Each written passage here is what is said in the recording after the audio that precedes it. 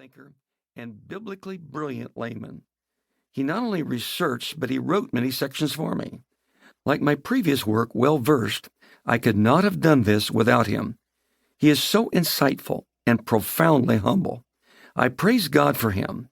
His literary fingerprints are in many of the devotional sections of this book. Preface. God will get me through this. I was counting on those words being true when Carol died. We'd been married for 42 years. I had been so deeply in love with her, and now she was gone. Frankly, I felt lost. I could not see a way forward. My heart was broken, shattered. In fact, to be honest, there were moments where, in my deep sadness, I was not sure how to function. Would God see me through this? Though I will talk more about the loss of Carol later in the book, I can tell you this much.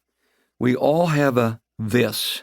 By this, I mean a major life setback, tragedy, loss, major wounding, or other calamity that knocks the air out of us and makes it hard simply to keep going.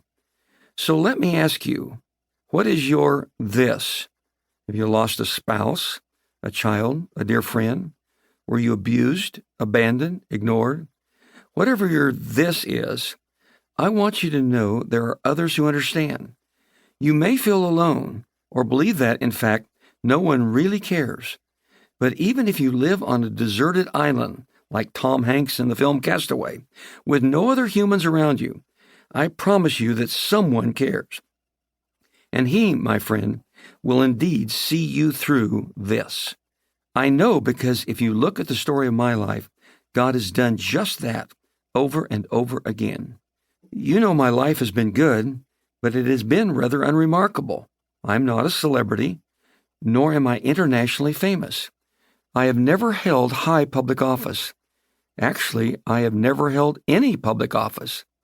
I was never a superstar athlete. In fact, I was not much of an athlete at all. I never starred in an award-winning movie. In reality, I was never in any movie. I never recorded a platinum album.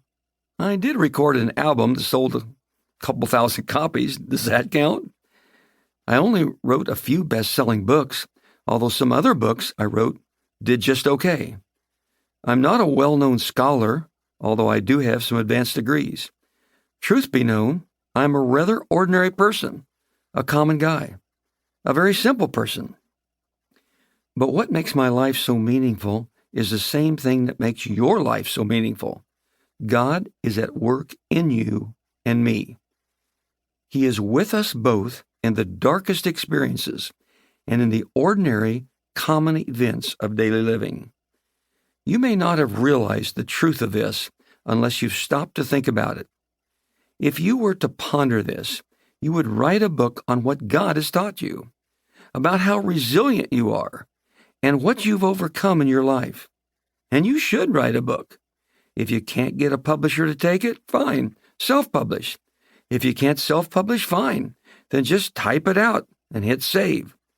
If you can't type, fine, then write it out longhand. If you can't write it out longhand, fine, then just record it. If you cannot do that, fine, ask someone to record it for you. Your life needs to be recorded, written down. My life story is certainly not over, not by a long stretch, I hope. But I've chosen to write a book covering some of the hardest times I've experienced and the lessons I have learned through them.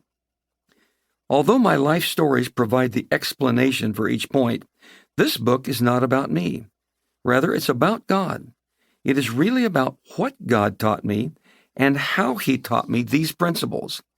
In my stories, my prayer is that you will see a bit of your story too. As I said that above, my purpose for writing is not to focus on me, but on God.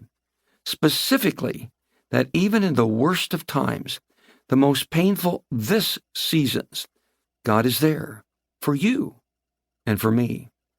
My story here will cover 26 lessons that God taught me through some of life's toughest experiences. There were many more principles, but I chose these 26